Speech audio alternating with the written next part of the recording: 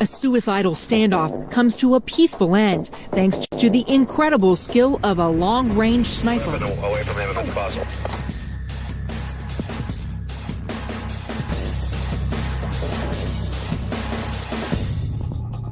It's a hot August day in Columbus, Ohio, 1993. A man has taken over a busy intersection with a handgun and a lawn chair.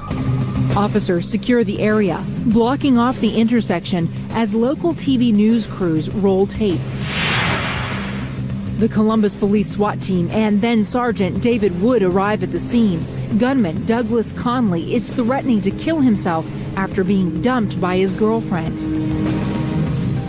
He didn't want to live any longer, and please bring her to us so he can talk with her. And what people usually do that, they're saying goodbye, and they either do it right in front of him or there shortly after. Former Sergeant Kevin King, a hostage negotiator at the time, is called in to talk down the gunman. His strategy? Tire him out with the help of a hot summer day. He was going to get tired. He was going to need to use the restroom. Those kind of things would mount, and over a period of time, he might come to his own conclusion to come out of the intersection. King has a few psychological tricks up his sleeve to get inside the suspect's head. He had put himself in a position where he appeared to be in control, and as time went on, he realized that he was in a situation where he had virtually no control whatsoever. The gunman gets thirsty and asks for a cold can of Coke, but to let him know who's really in charge, King gives him a warm 7-Up. The can spills all over the place when he opens it. In that exchange, he did get something to drink, but then he also realized that he could only get what we would give him. The gunman wants to see his ex-girlfriend, but a confrontation with her could turn violent. He actually knows where the girlfriend is, and his team has been gathering information from her. But he's not about to let the gunman talk to her. He pretty much had isolated himself in the middle of this particular intersection, and he had no way to verify what we were telling him. He had no phone. He couldn't leave the intersection. As time passes, Conley gets more upset, and police worry he could pull the trigger. I remember one time he stood up and he was animated with his hands talking, but he had the gun in his hand and he pointed towards Kevin's way, which was towards my way. And actually the three of us were at that cruiser kind of ducked down behind the cruiser thinking he was going to shoot at us. The SWAT team has snipers positioned in a group of trees roughly 80 yards away. With the gunman getting agitated, the head of the unit suggests a bold move: shooting the suspect's gun out of his hand. I kind of remember laughing and saying, well, there's no way they're going to do that.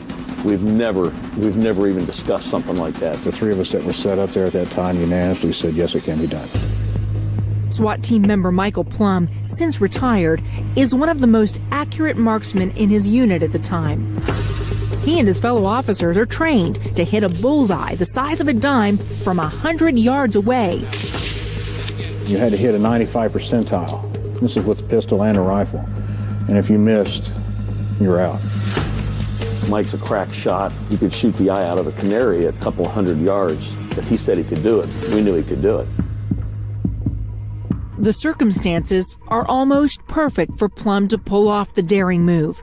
Between angry rants, a sad calm comes over the gunman. He often sits very still with the gun dangling between his legs. He's holding it loosely in his hand, because these revolvers weigh, at least 38 revolvers, they weigh a little bit.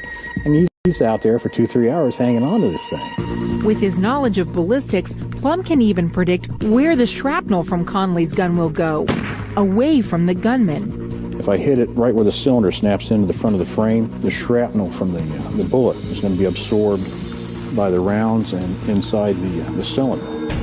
But the head of the SWAT team takes his time before making a final decision. I'm pretty sure he mulled it over or thought about it for quite some time. Finally, Plumb's boss gives the go-ahead. Plumb pauses for a brief moment. The gunman is still moving. Just as soon as he lowered that gun, the same way he always had, back of his palm facing out and the gun facing down, that was it. The shot hits the mark, dead on target. They peeled the gun, right out of his hand. There was nothing he could do to hold on to it, and it split it into about 3 different pieces. His gun immediately just exploded. Away from him if it's possible. The gunman is completely shocked. He's just sitting there looking, and he had the most dumbfounded look in his face. It was like he didn't know where up was or where down was. Wood takes advantage of Conley's surprise and tackles him to the ground. I rolled him over, and he had a little cut on his chin, and he had little cuts on his fingers, I think, from a little bit of the shrapnel. And I said, "See, man, we didn't want to hurt you." And he said, "That was a great shot." Douglas Conley is taken into custody and spends just 16 days in jail for inducing panic. Did you expect him to shoot?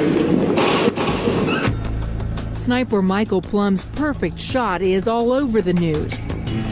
And Plumb receives a special tribute from his fellow SWAT team members.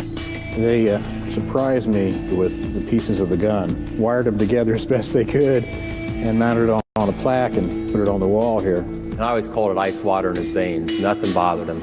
And that's how he was that day. Nothing bothered him. Plumb credits the entire squad for the positive outcome. No, away from him if it's possible. It was a team effort. I mean, they surrounded him, they contained him, and they made it happen. You know, it's a hot August afternoon, and everybody gets to go home. It was a good day. The weapon away from him if it's possible.